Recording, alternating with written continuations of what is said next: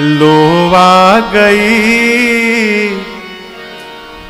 इनकी याद, पर ये नहीं आई। याद तो करते महाराज, भगवान नहीं आते।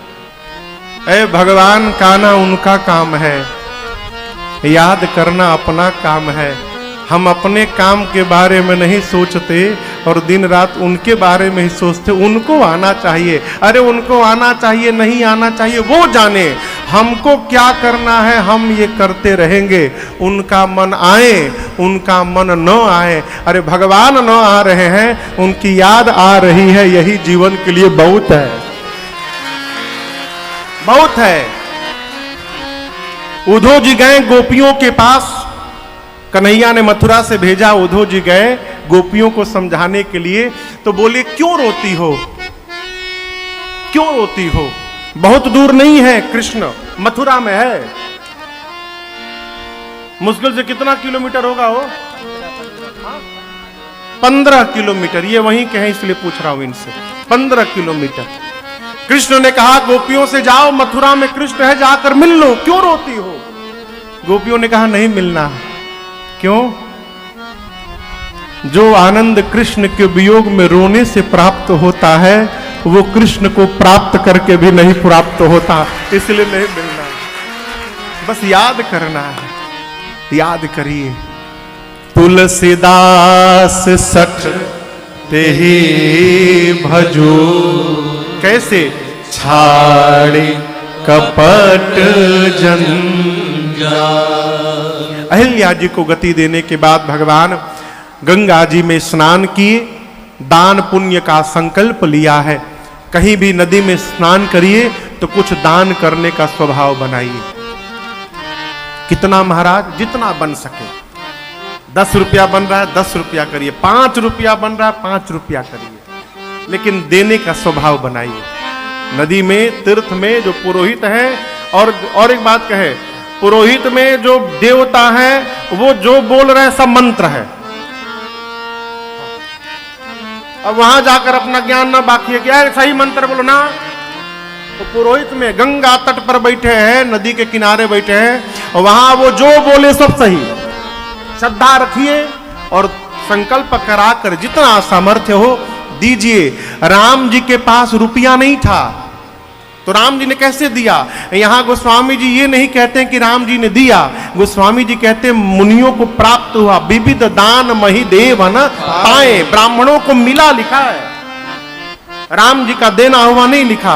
अब आप कहेंगे महाराज राम जी दिए नहीं तो मिला कैसे? राम जी दिए नहीं, संकल्प कर लिए कि आपको मैं 1000 बोरी गेहूं दान करता हूं, आपको इतना धन दान करता हूं, अयोध्या पहुंचूंगा, आपके पते पर भिजवा दूंगा, यदि नहीं आप अयोध्या आकर ले जाइए, मैंने दान देने का संकल्प कर लिया। यदि रुपया नहीं है पास में तो पंडित जी का पेटीएम नंबर लेके आ जाइए घर, संकल्प करा लीजिए, पंडित जी का गूगल पे पेटीएम नंबर ले लीजिए, घर आकर मोबाइल से ट्रांसफर कर दीजिए। डिजिटल इंडिया हो गया। इस पर भी एक बड़ी अद्भुत कथा है। एक सेठ जी का नाम था दानचंद, स्वामी राजेश्वरानंद जी महाराज सुनाते थे। क्या नाम था? अब महाकंजूस आदमी, 1 रुपया कभी दान नहीं किया। एक दिन पत्नी ने कहा कि 5 किलोमीटर गंगा जी है, पूरी दुनिया स्नान करती है, कर्म फूट गए तुमसे शादी होके, ना अपने जाते हो ना हमको ले जाते हो, अकेले जाना पड़ता है। इतना पत्नी ने कहा कि एक दिन अच्छा ठीक है आज जाऊंगा। गाड़ी से नहीं गया, तेल का पैसा लगेगा। पैदल गए 5 किलोमीटर, जाकर देखे गंगा जी के घाट पर बड़ी भीड़ लगी है, ब्राह्मण देवता पंडित जी लोग बैठे हैं। बोले मन में सोचे यहां नहाऊंगा तो पंडित जी लोग लूट लेंगे हमको। थोड़ा आगे बढ़े तो एक मुर्दा घाट था जहां मुर्दा जलाते हैं, वहां देखिए पूरा सुन्न सपाटा, कोई पंडित नहीं। बोले बस बस यही बढ़िया जगह है, एक डुबकी लगाओ जल्दी भागो यहां से। कोई पंडित जी नहीं वहां पर, भगवान देख रहे सेठ जी का लीला। पंडित वो सेठ जी अपन कपड़ा उपड़ा उतारे किनारे, आप बोले कोई देख नहीं रहा है, जल्दी डुबकी लगाओ।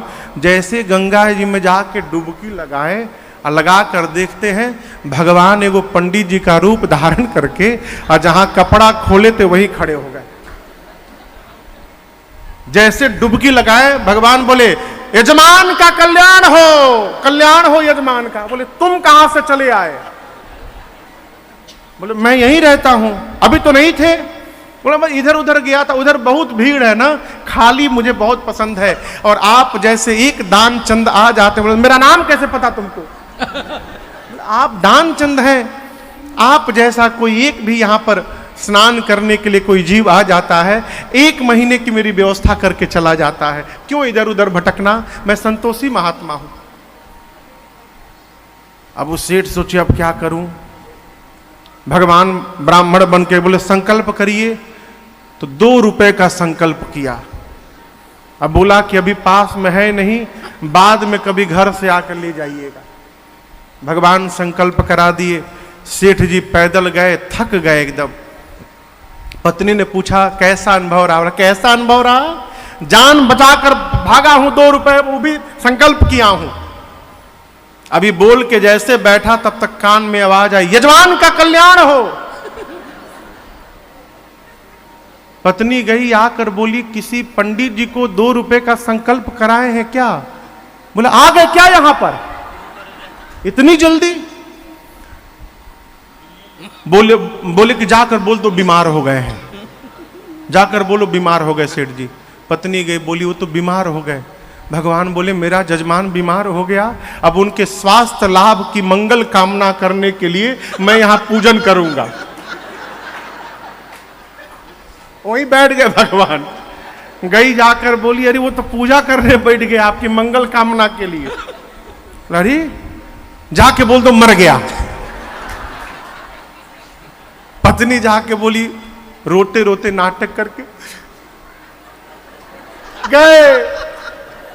अब वो बोले भगवान कि मेरा जजमान नहीं रहा, अब उसकी अंतिम क्रिया कराए बिना कैसे मैं जा सकता हूं। अब तुम घबराओ मत। अब वो आंख बंद करके सांस रोक के लेटा है, बीच बीच में सांस ले ले धीरे से। भगवान अनेक रूप धारण करके पूरे गांव में एक ही साथ दौड़ लिए, सबको बोल दिए सेठ जी मर गए। लोग आए, सेठ जी को बाहर निकाले, बांस का खटोला बना उस पर बांधा गया। अब वो सांस रोके लेटा है एकदम। उसकी पत्नी रोए मरे नहीं है। और हाँ बस ऐसा ही होता है, ठीक है कोई बात नहीं। अब वो बोले मरे नहीं है। उठा के लोग उसी मुर्दा घाट पर पहुंचे जहां संकल्प किया था। वो चिता सजाई गई, वहां लिटा दिया गया। भगवान बोले अद्भुत है भाई। अब अग्नि लगने ही वाला था, तब तक भगवान बोले देखिए मेरा जजमान है, हम अपने जजमान के कान में एक मंत्र बोलना चाहते हैं उद्धार के लिए। भगवान गए सीधे कान में धीरे से बोले देखो मैं जानता हूं तुम मरे नहीं हो। सेठ ने धीरे से अरे बाप रे तो वही पंडित है। भगवान ने कहा देखो मैं पंडित नहीं हूं, मैं भगवान हूं। तुम्हारी इस निष्ठा पर मैं प्रसन्न हो गया हूं। तो जो तुम चाहो मांग लो, मैं भगवान हूं, जो मांगोगे दे दूंगा।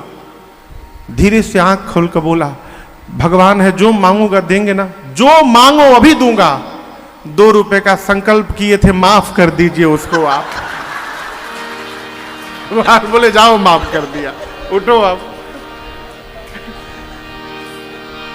ऐसा जीवन ना हो साहब, है?